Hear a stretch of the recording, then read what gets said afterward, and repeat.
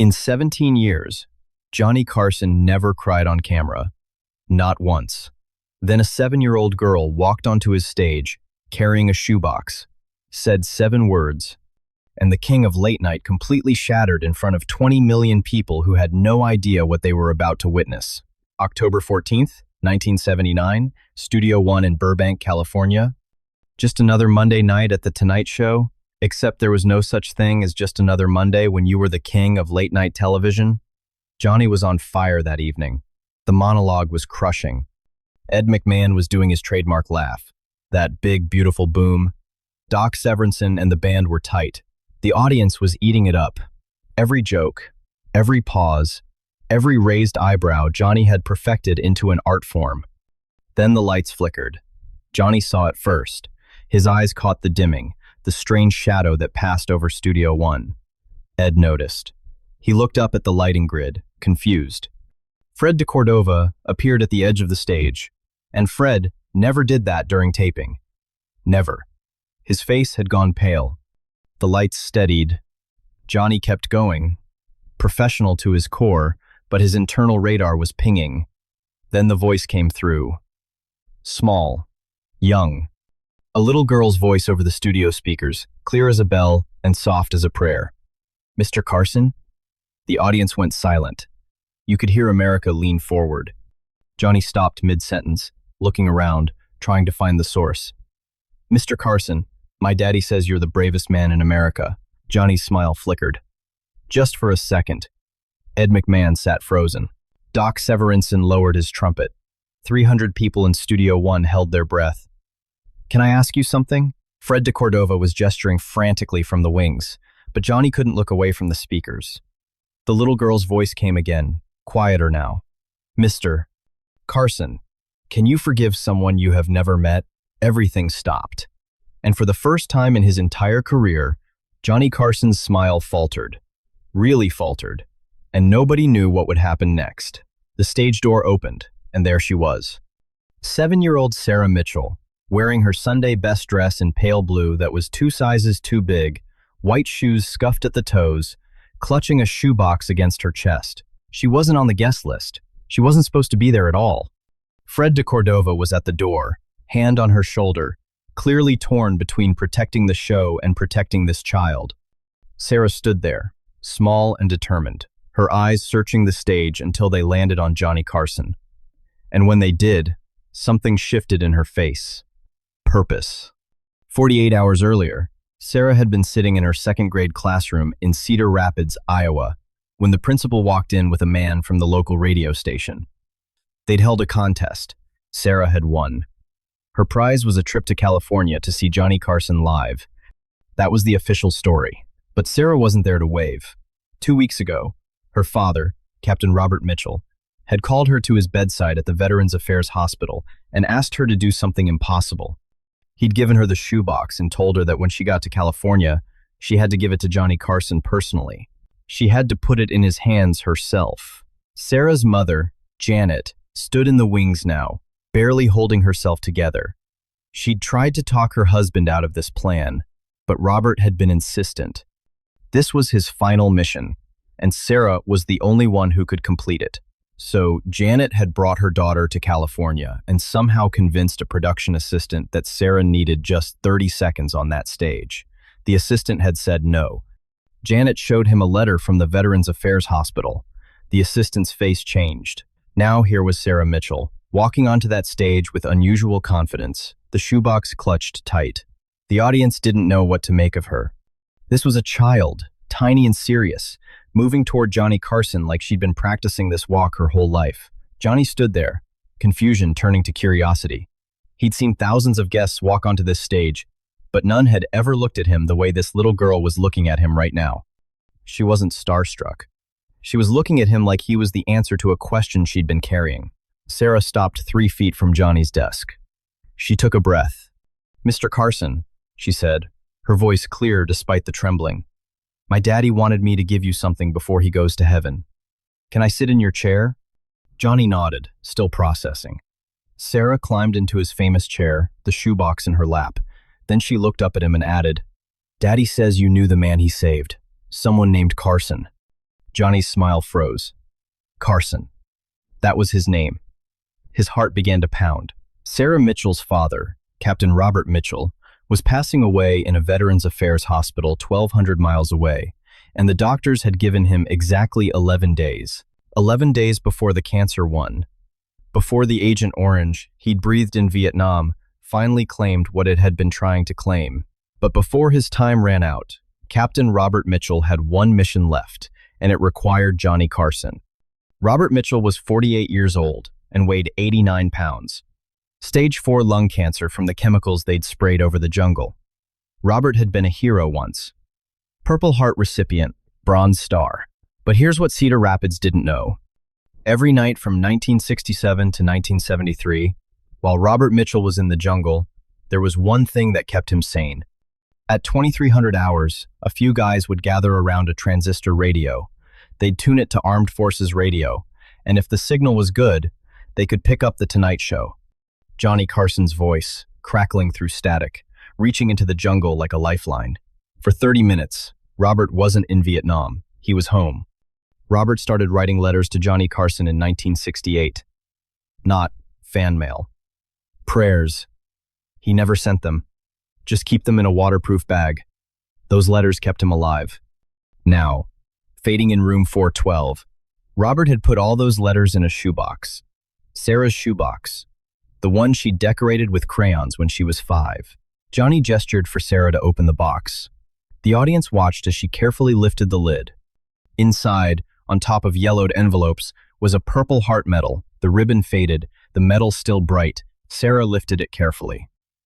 Daddy says this is for being brave when you're scared. He got it in Vietnam, and he wants you to have it. Johnny Carson had seen hundreds of guests on his show. Presidents, astronauts, movie stars, but he'd never seen anyone hold a Purple Heart the way Sarah Mitchell held her father's medal, like it was both the heaviest and the most precious thing in the world. Sarah turned the medal over in her small hands. The studio lights caught the bronze and made it glow. "Do you know what this is, Mr. Carson?" Sarah asked. Johnny nodded, not trusting his voice yet. "It's what they give soldiers who get hurt being brave," Sarah said. "Daddy says it's proof that being scared doesn't mean you're not brave. It means you're brave anyway." The audience was silent. You could hear the cameras moving. "Your daddy must be a very brave man," Johnny said softly. "He is," Sarah agreed. "He saved somebody's life." Sarah took a breath. It was March 15th, 1968. They were in Da Nang, and there was a helicopter crash. The helicopter caught fire, and somebody was trapped inside, and Daddy ran to help even though it might explode. Johnny's face had gone very still. His hands started to shake. Daddy pulled him out. The soldier was hurt really badly, but Daddy got him out and saved his life. "What was the soldier's name?" Johnny asked, his voice barely above a whisper. Sarah reached into the shoebox again. This time, she pulled out a photograph. Creased at the edges, colors faded. She held it up. "His name was Richard Carson," Sarah said simply. "Daddy saved Richard Carson." The studio went absolutely still. Johnny Carson's face went white, the color draining like someone had pulled a plug. His eyes fixed on the photograph. In the picture, 2 young men in army fatigues stood in front of a medical tent. One was Robert Mitchell, younger, barely 20. The other was a kid with Johnny's eyes, Johnny's jawline, wearing bandages. Ed McMahon saw Johnny's reaction and stood up. Doc Severinsen put down his trumpet. The camera zoomed in. "Sarah," Johnny said, and his voice was shaking now. "Where did you get this photograph?" "From the shoebox," she said. "Daddy keeps it with all his letters. He says Richard talked about his father all the time in the hospital." Johnny's hands reached for the photograph, trembling. He took it from Sarah, held it close, and studied every detail. "Sarah," Johnny said again, barely getting the words out. "Richard Carson was my son. If you're feeling what Johnny felt in that moment, hit that subscribe button. This story is about to take you somewhere you won't expect. Don't miss what happens next." The photograph. Richard's eyes staring back from 1968. Johnny remembered those eyes, red from crying the night he left. "I'm going to Vietnam, Dad. With or without your blessing." The door slammed. What America didn't know was that he'd lost his son twice, once to the war, once to pride. Richard Carson, 19 years old, angry at his famous father, The army seemed like an escape. Johnny had begged. Richard went anyway. March 15th, 1968. When the helicopter burst into flames, when soldiers backed away, Robert Mitchell ran toward the fire. Robert pulled Richard from that burning wreckage with seconds to spare. Burns, broken ribs, but breathing. Alive because Robert Mitchell ran toward danger. Richard came home 6 months later, changed, the nightmares, the anger, the 1,000-yard stare. Johnny couldn't reach his own son. The fight started small. Richard pulled away, Johnny pushing harder. It never worked. Richard just got angrier, more distant. The final fight. 1971. Johnny's apartment. Then Johnny said the thing he'd regret forever. "You're alive, Richard. That should be enough. Be grateful and move on." Richard's eyes. "You don't understand anything." Walking out. October 9th, 1971. The last time Johnny saw his son alive. Richard passed away 4 years later. Car accident, Pacific Coast Highway. Their last conversation was a fight, and Johnny's last words were, "Be grateful and move on." 11 years. Johnny carried that weight, the guilt, the regret, wondering who saved Richard's life. And now, Sarah Mitchell sat in his chair, holding a photograph of her father with Richard. The man who'd saved Johnny's son passed away in Iowa. Johnny had never known. Johnny Carson's composure shattered. A single tear escaped. Then another. His voice caught. Ed McMahon's own eyes filled. Doc Severinsen looked away. America watched the king of late-night break down. Through his tears, Johnny asked the question everyone wanted answered. "Sarah, why did your father want you to bring me this?" Sarah looked up and said 7 words that changed everything. "Because he wants you to forgive yourself." The studio went silent. The profound silence of 300 people witnessing something sacred. Johnny's face did something complicated. Pain and relief and disbelief crashing together. He opened his mouth and nothing came out. His shoulders shook. The tears became a flood, and Johnny Carson completely fell apart. Sarah reached out and touched Johnny's arm. "It's okay, Mr. Carson. Mama cries sometimes too. Daddy says crying means you have a big heart." That did it. Johnny pulled Sarah into a hug. Ed McMahon had given up composure. Doc Severinsen was wiping his eyes. Living rooms across the country went silent as viewers reached for tissues. Johnny pulled back, still kneeling. He looked at the shoebox, at the letters inside. "What else is in there, Sarah?" Sarah lifted the letters. There had to be 100 of them, yellowed envelopes with just dates. Daddy's letters. He wrote to you for 15 years. He never sent them because he said writing them was enough. Johnny's hands shook as he took the first letter. March 21st, 1968. Inside, Robert Mitchell had written about pulling Richard from the fire, about how Richard talked about his father while recovering, about how much Richard loved Johnny.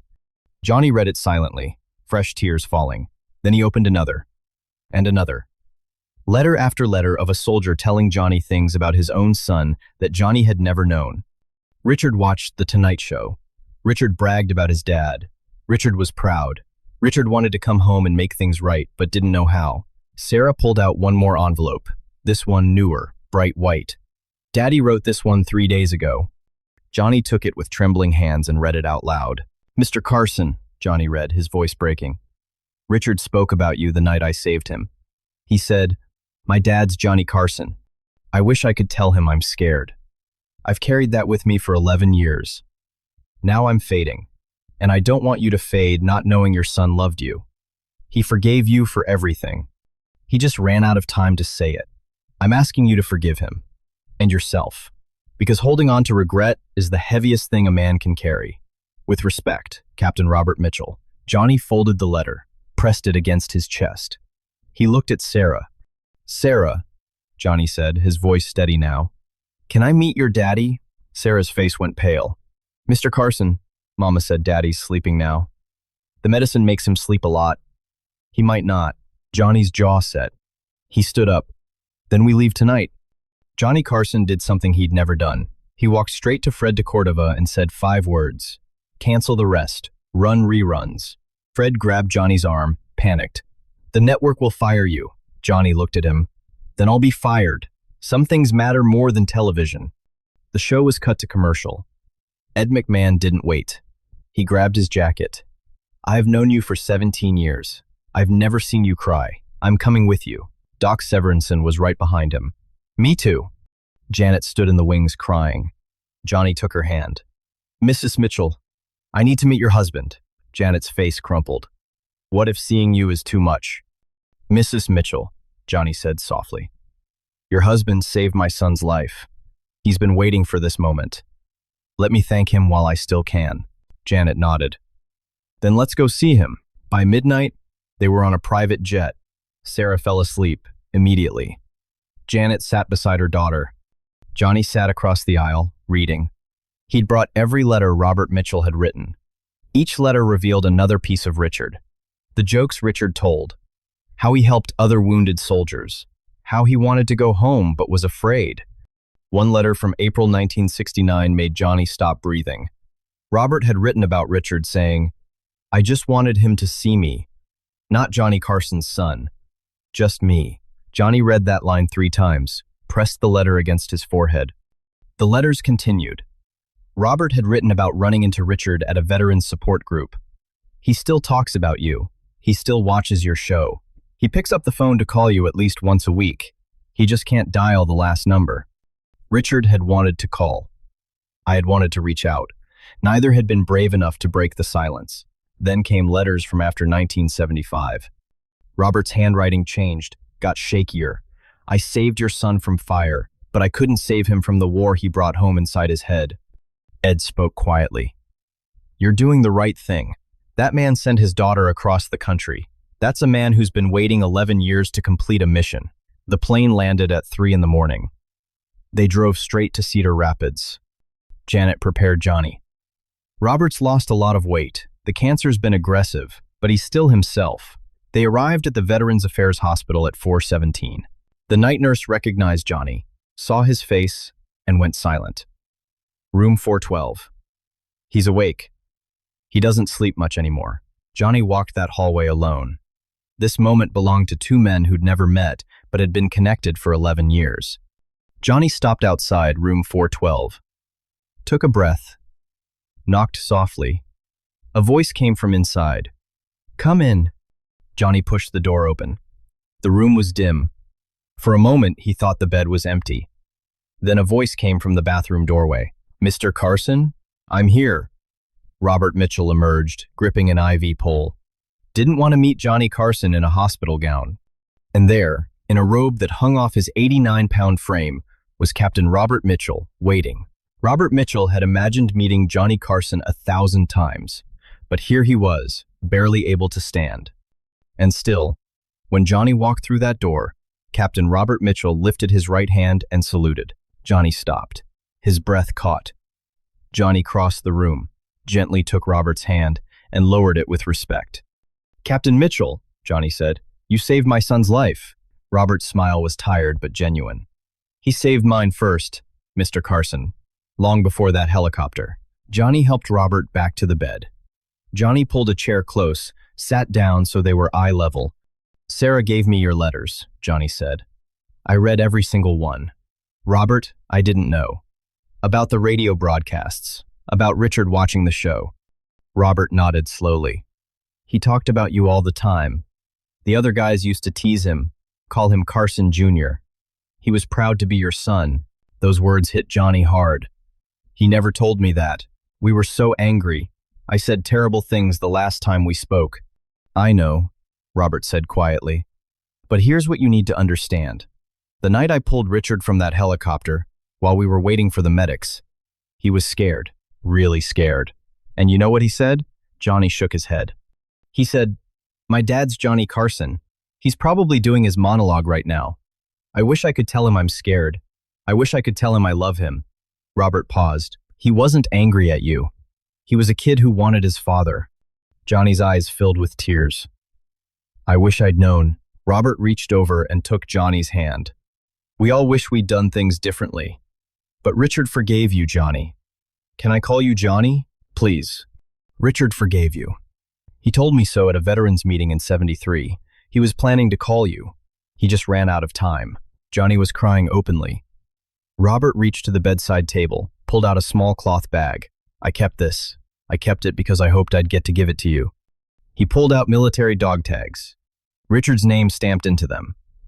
But there was something else. A piece of paper folded small. Robert handed everything to Johnny. Open it, Robert whispered. Johnny unfolded the paper. It was old, the creases deep. In Richard's handwriting, dated April 1975, just weeks before he passed away, were 9 words Johnny Carson would carry forever. Dad, I'm sorry I wasn't brave enough to call. I love you.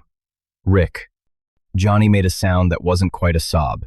He pressed the note to his chest, doubled over, and let 11 years of grief pour out. Robert Mitchell reached out and put his hand on Johnny's back, patient and gentle, letting this famous man fall apart at 4:30 in the morning.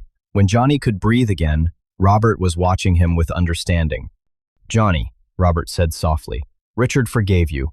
I'm asking you now to forgive him, and most important, to forgive yourself, because holding on to regret is what destroys us. Captain Robert Mitchell passed away 6 days later, on October 23rd, at 11:42 in the morning. Johnny Carson was holding his hand. Sarah was curled up asleep in Johnny's lap, and Robert's last words, whispered so softly, were, "Tell my daughter I completed the mission." Johnny stayed in Cedar Rapids for all 6 days. He'd canceled an entire week of The Tonight Show. Fred handled the network executives. Ed told the press Johnny was dealing with a family emergency. Johnny spent those 6 days at Robert's bedside. They talked about Vietnam, about Richard, about the things that matter when time is running out. Robert told stories about Johnny's voice crackling through that radio, about how laughter in the jungle felt like oxygen. You can't go back, Robert said on the 4th day, but you can go forward differently. That's what forgiveness gives you. On the 3rd day, when Robert was having a good hour, Robert told Johnny a joke. Why did the soldier bring a ladder to the bar? Johnny shook his head. I don't know. Why? To get in high spirits. It wasn't funny. But Johnny laughed. Really laughed. Robert's face lit up. Richard loved that one, Robert said. Said his dad taught him that sometimes a bad joke is better than no joke at all. Johnny's laughter caught. I did teach him that. I'd forgotten. He remembered everything you taught him. He just couldn't find his way back to tell you. When Robert took his final breath, Johnny didn't let go of his hand for a long time.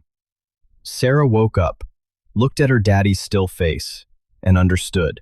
She crawled closer into Johnny's arms and they sat there together, holding each other when the world broke. Johnny paid for the funeral. Full military honors, a flag-draped casket, a 21 rifle salute that echoed across the Cedar Rapids cemetery. He delivered the eulogy himself. He told them Robert Mitchell had saved his son's life. He told them Robert had carried that act quietly for 11 years. He told them Robert had given him the gift of forgiveness, of knowing his son had loved him. He told them Robert Mitchell was the bravest man he'd ever met. Johnny set up a trust fund for Sarah and Janet. Anonymous at first, they didn't find out until years later that college tuition, medical bills, and a comfortable life had been taken care of. Johnny kept Richard's dog tags, wore them under his shirt every day for the rest of his life. People noticed he touched his chest sometimes, a gesture that became a habit. Drop a comment below and tell us, is there someone you've been meaning to forgive? Someone you need to call? Johnny waited 11 years. Don't wait that long. He did something else too. Johnny established a scholarship fund for children of Vietnam veterans. Millions of dollars, all anonymous. Sarah Mitchell was the first recipient. Over the years, hundreds of kids got the same chance. 2 weeks after Robert passed away, Johnny returned to The Tonight Show. The audience gave him a standing ovation that lasted 4 minutes. He waited, then looked directly into the camera. I want to dedicate tonight's show to the men who saved my son in Vietnam, and to my son Richard, who I didn't save in time when he came home. The audience went silent.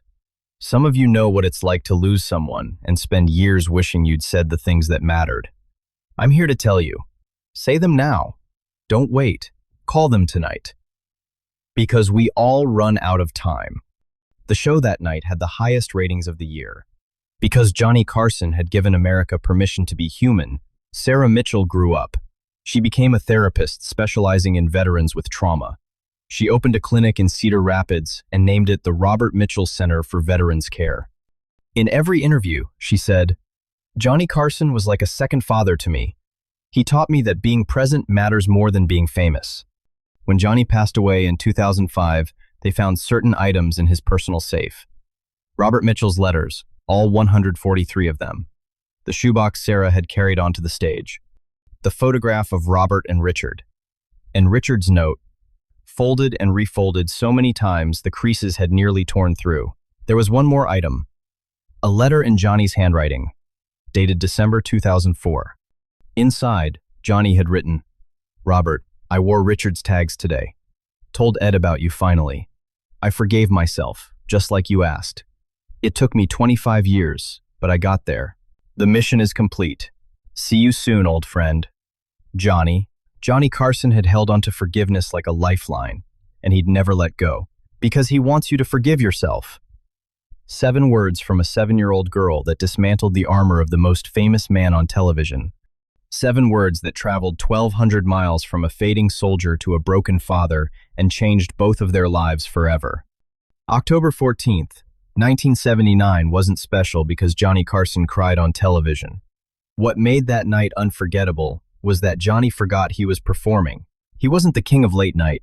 He was just a father who'd lost his son twice and finally got permission to grieve. Johnny had been carrying Richard's loss like a stone in his chest for 11 years. The guilt, the regret, the last angry words, the phone calls he didn't make. Then Sarah showed up with a shoebox full of proof that Richard had loved him anyway, that Richard had wanted to reconcile, that Richard had forgiven him, and Robert Mitchell used his final days to give Johnny the one thing he needed most, permission to let go. That's the power of forgiveness, not the kind someone else gives you, the kind you give yourself. October 14th showed America that the most successful man on television was just as broken as the rest of us. Sarah taught us that children can carry messages adults are too afraid to deliver, that innocence can cut through years of armor with 7 simple words. Robert Mitchell taught Johnny that heroism isn't about medals, it's about running toward fire when everyone else runs away. It's about using your final days not to settle scores but to set someone free. Johnny's transformation after that night was quiet but profound. He started talking about Richard publicly. He established that scholarship fund. He wore those dog tags every day. He became an advocate for saying, I love you before it's too late. Ed McMahon said it best years later. After Robert Mitchell, Johnny stopped hiding from his own humanity. That soldier reminded him that being broken doesn't make you weak. It makes you real. We're all carrying shoeboxes of unsent letters, unspoken apologies, delayed forgiveness, words we should have said. We tell ourselves there's time, there's always tomorrow. But Robert Mitchell only had 11 days. Richard Carson ran out of time at 27. And Johnny Carson spent 11 years wishing he could go back. You can't go back. But you can go forward differently. That's what forgiveness gives you. Permission to be better. Permission to stop carrying the weight. So here's the question. Who do you need to forgive? Maybe it's someone who hurt you. Maybe it's someone you hurt. Maybe like Johnny, it's yourself. Because holding on to regret is the heaviest thing a human being can carry, and life is too short to spend it punishing yourself. 26 years later, when they opened Johnny's safe, Sarah was there, middle-aged now, still running her veterans clinic. She opened the shoebox, her shoebox, the one she'd decorated with crayon hearts when she was 5, and inside was a note in Johnny's handwriting.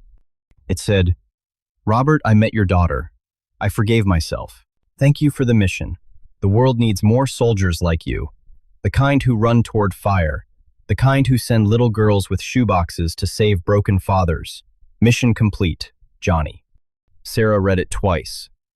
Then she pressed it to her chest, the way Johnny had pressed her father's letter to his chest on that stage, and she understood.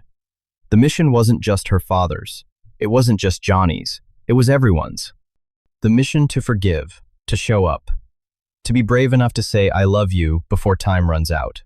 If this story touched your heart, share it with someone who needs to hear they're forgiven.